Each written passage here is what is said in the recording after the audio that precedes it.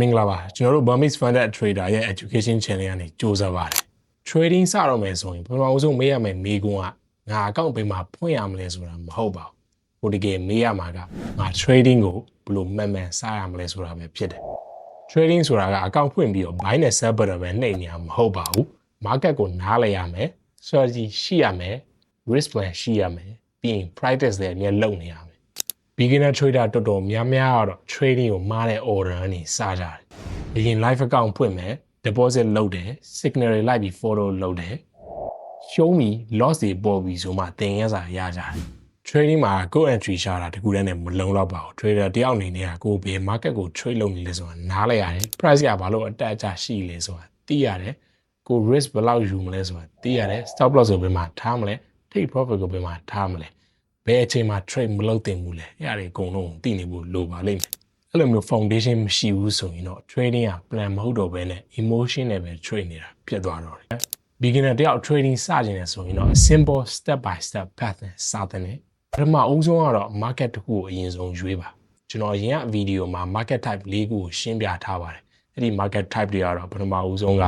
forex ဒုတိယက stocks တတိယက crypto ပြီးရင်ဆက်တော့က commodity အစမှာကတော့အဲ့ဒီຢာတွေအကုန်လုံးကို trade လုပ်နေစရာမလိုပါဘူး market တစ်ခုကိုပဲရွေး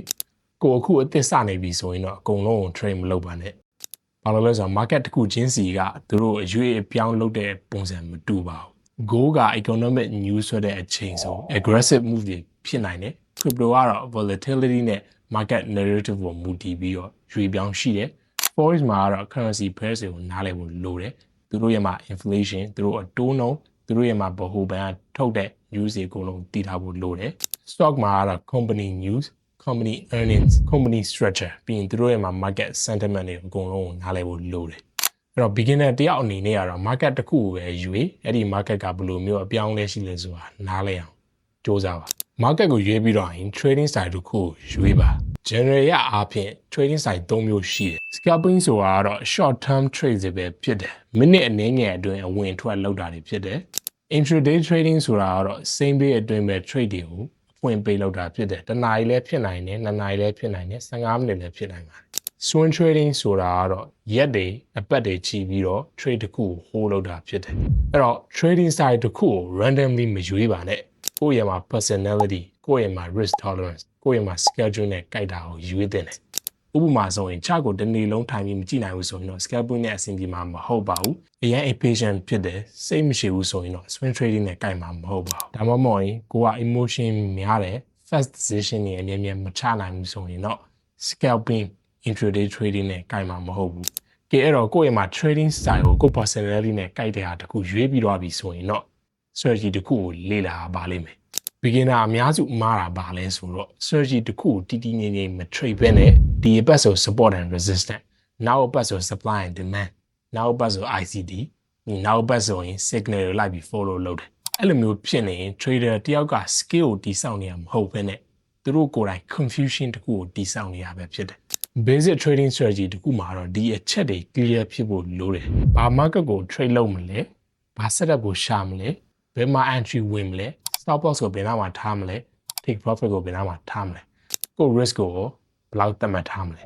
အဲ့လိုမျိုးအချက်တွေအကုန်လုံးကိုသတ်မှတ်ထားပြီးဆိုရင် strategy က complicated ဖြစ်စရာမလိုပါဘူးဒါပေမဲ့ repeat လုပ်လို့ရအောင်ထက်ကပြန်ပြီး follow လုပ်လို့ရအောင်လို့ clear နဲ့ simple ဖြစ်ဖို့ပဲလိုတာ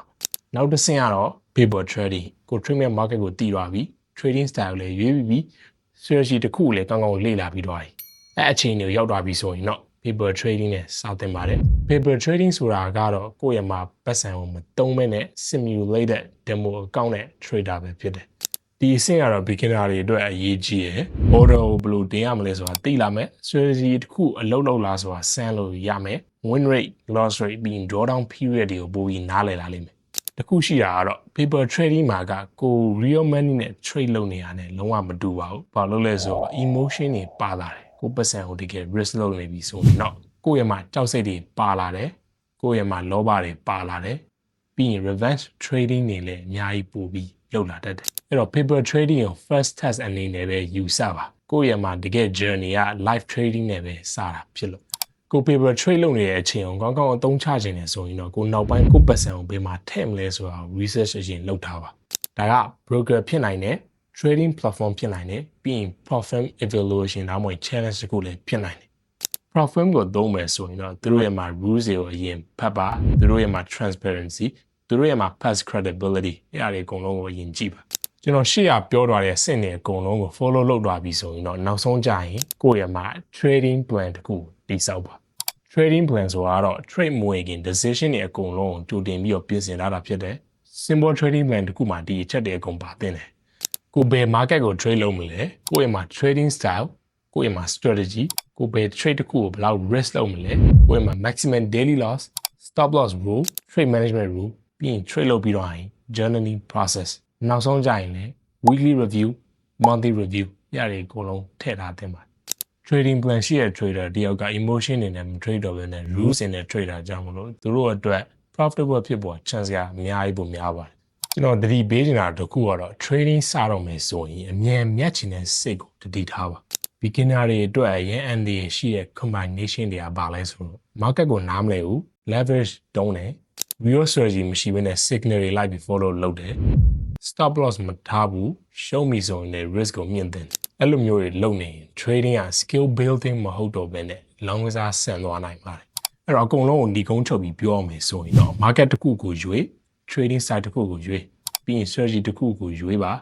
အဲ့ဒီ strategy နဲ့ paper trade လုပ်နေရင်ကို broker နဲ့ trade ရမလားဒါမှမဟုတ်ရင် profit တစ်ခုနဲ့ trade ရမလားစဉ်းစားထားနောက်ဆုံးကြရင်တော့ကိုယ့်ရဲ့မှာ fully trading plan ကိုတည်ဆောက်ပြီးတော့ small risk နဲ့ပဲစပါတော့အကုန်လုံးကိုကျွန်တော်ပြောချင်တာကတော့ learn first manage risk and then prove yourself